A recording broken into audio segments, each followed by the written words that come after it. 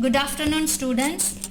In this class we are going to see about distributed mutual exclusion.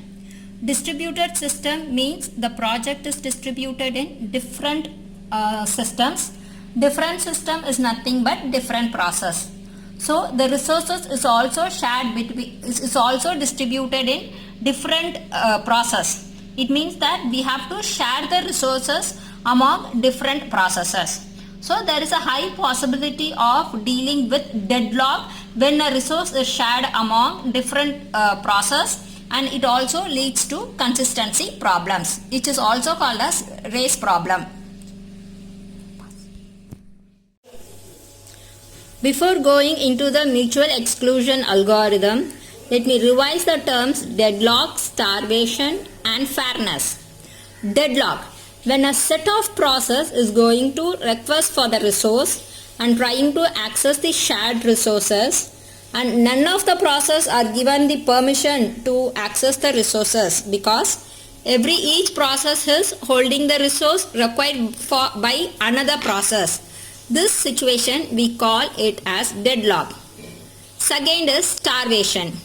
Among that set of process, if one of the process is not at all given the chance to access the resources and waiting for a long time, it is almost like denying its request, we call that as starvation. Fairness is every process is treated equally and each process is given a chance to access the resources in the shared memory, that is in the critical section area. We call it as fairness. Now let's go into the mutual exclusion algorithm. Now we will see the algorithm for mutual exclusion. This algorithm will decide who, that is which process will execute in the critical section area. Before going into the algorithm, we have to make some considerations. First is we will consider a system of n process 1 to n. And the common resources is the critical section area, which is denoted by CS. And it is assumed that the process will not fail and the message delivery is reliable. That is, every message sent is delivered exactly once. Now we will see the algorithm. The function enter will allow the process to enter into the critical section area. But if some other process is already there in the critical section area, then this function will block the process till the process which is already there in the critical section will finish its work and leave the critical section area. Second is resource access. This function will allow the process which have entered the critical section area to access the shared resources.